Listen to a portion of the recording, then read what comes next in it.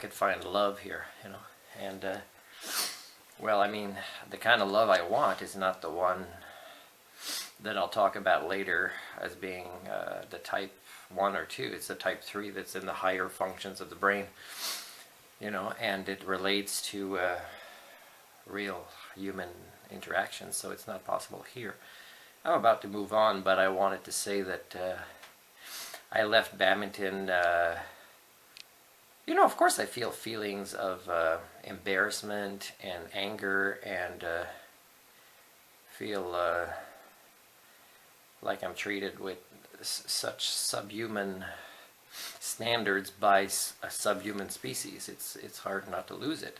How do I not lose it? How do I regain, if I lose it for a few seconds, or maintain my composure? And again, it's the various balance of different types of intelligence.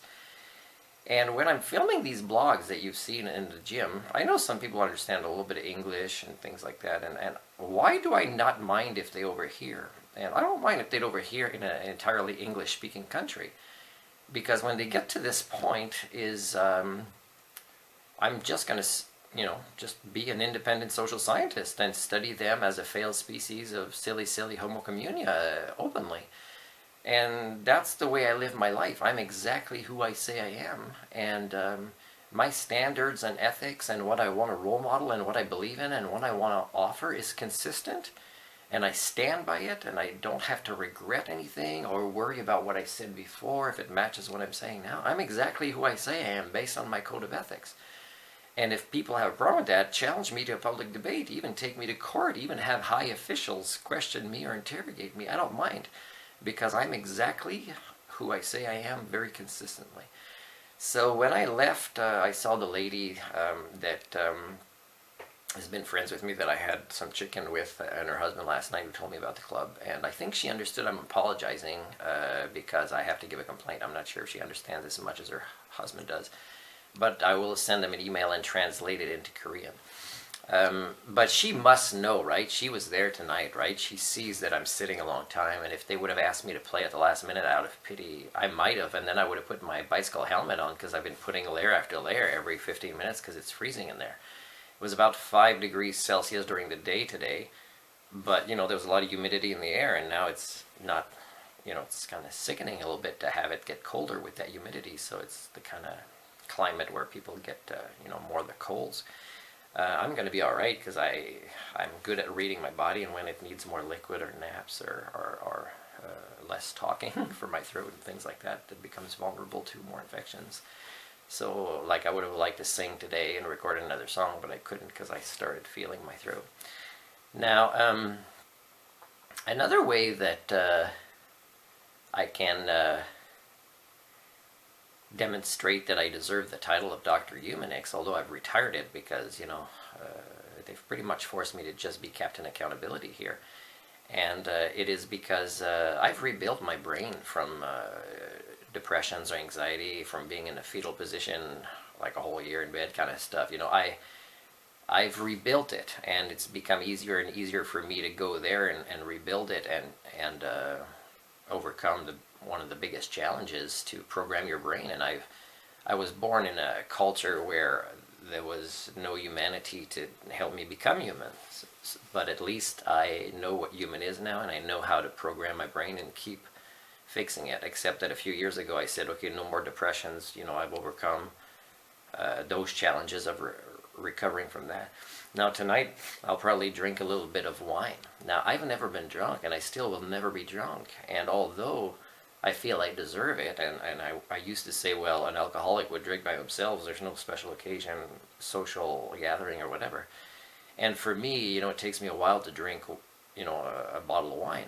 Like a few, maybe 3-4 times I would take it under multiple days. Now, there's no risk of me at all falling into any kind of addictions, even living a life where it's so, I'm looking for a word, denigrate.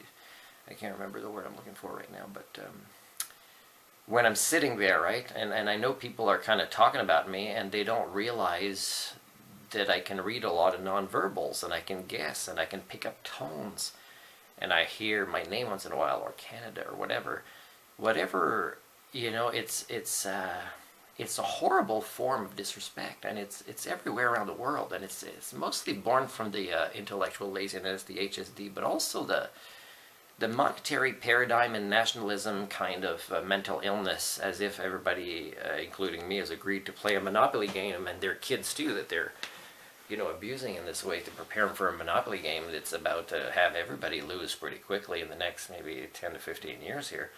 So in a way that, again, most people don't understand enough about any of the sciences to be able to even get a grasp of what's on the way. So it's, you know, I'm sitting there and I'm experiencing horrible emotions, and some people might say, I know what that would feel like. Well, imagine it now, you know, as the norm in my life, interacting with the homo communia. Now, this is another way to say this guy can survive a lot, you know. So if they're, you know, if we're looking for somebody to go into outer space by themselves on a mission, this guy can probably handle it. And I'm physically fit and resilient, and I've rebuilt my mind many times from deep, deep despair, many times. I'm talking about hundreds of thousands of times. And over the last, let's say 6 years, I would say maybe, it's been quicker bouncing back from these deep despair kind of emotions. And of course I can teach some of these skills to others, but you know, nobody even wants to admit they have them most of the time. And the ones that do, you know, they just want to handle things their way, which is usually too slow to make progress, or it's too much of a way to kind of allow their communities or loved ones to not get worse with them. You know, it's not enough role modeling of solutions to have other people pick it up in a time that would reverse what's happening in their societies. So even the ones with the best intentions who make a little bit of progress, I've seen them years later take many more steps back, you know, and it's because it's not enough, you know, it's a little bit of successes that fall back because it's really so far from having human programming. It's quite sad, you know, that badminton is my favorite sport, because it's not like I could climb a mountain by myself, which would be something that I don't depend anybody you know, on anybody to do if I, you know, had a sport that was solo. And I'm not gonna hit a tennis ball against a wall or anything like that. So and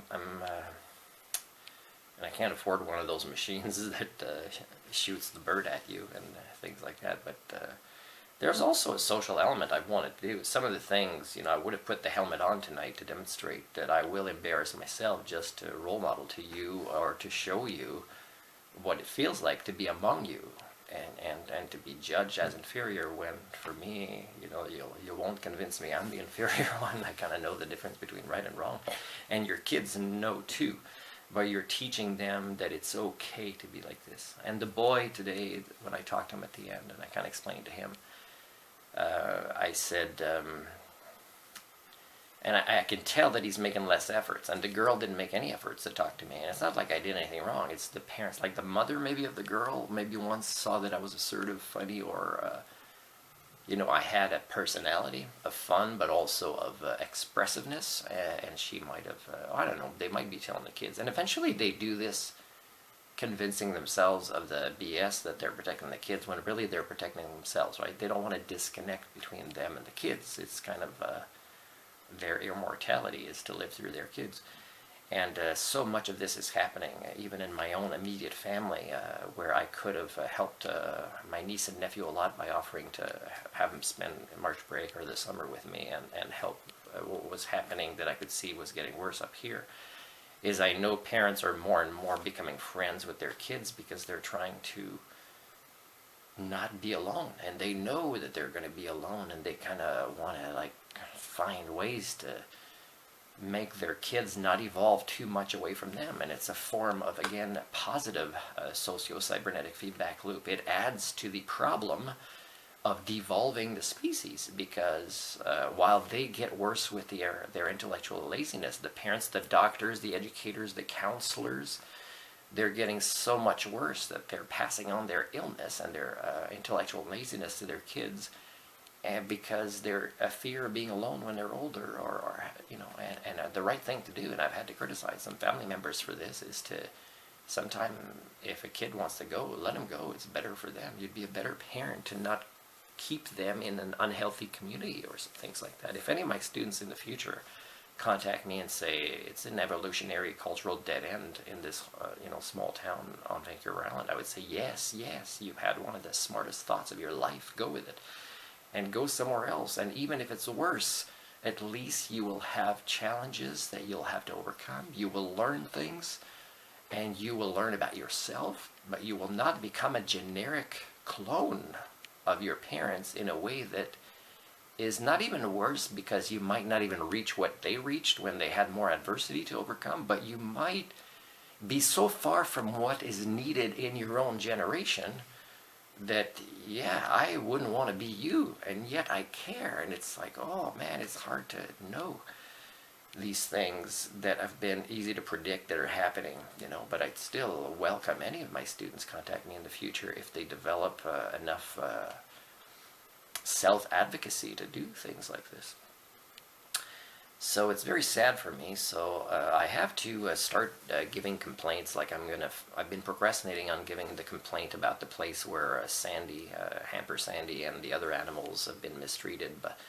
And it's because I have no allies here. I have no friends. It's me against the entire culture. But it's, again, the culture is predictable, and they are domesticated at following their own rules, which is often contradicting themselves, or they don't really apply the ethics. They just kind of push paperwork is really what they do. It's very easy to predict. So I'm not really in any trouble, but I have to, as I'm getting ready to leave now in less than a month and a half, is I have to start giving the complaints of things I've documented, and to see what happens with that as part of a ongoing socio-cybernetic research project of my own as an independent scientist, with really no other structure or collaborations to give back in other projects I'd like to do. So at least I'm doing this.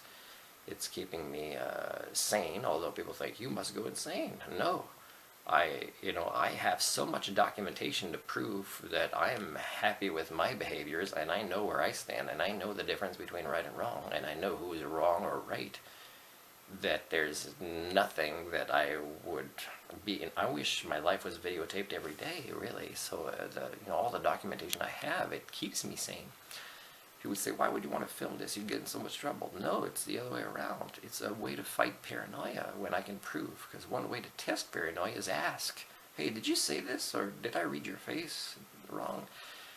And when a lot of the people here, they don't even make the effort to practice human communication, which does not require shared language, such as a hug or some sort of form of nonverbal acceptance, which is not even possible here. It tells me that, yeah, love in this culture, even if I found somebody to be in love with, we'd have to get the frickin' hell out of here. They're so at war with themselves here, and it's just the same as in Canada, but totally different parameters. And I have no peers, because I don't know if there really is anywhere else in the world as socio-cyberneticists, to talk about these variants in parameters of how these cultures are all self-sabotaging themselves and dying. It's a slow suicide, or they're taking their kids' generation with them.